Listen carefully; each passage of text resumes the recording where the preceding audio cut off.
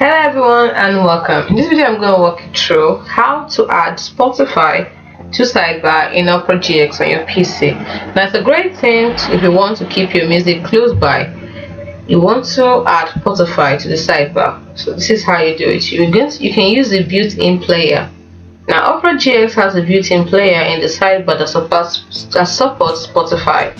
How you do is that this is the sidebar.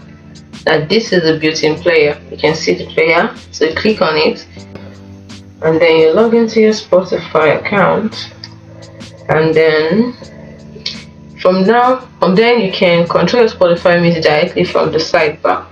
It's as simple as that. Unfortunately I don't have a Spotify account, so I can't show you how to do it, but just do that. Just click on open Spotify. It's open Spotify and then you log into your Spotify account, and that's it. Hope you found this video helpful. Do not forget to like and subscribe to this channel for more. Thanks for watching.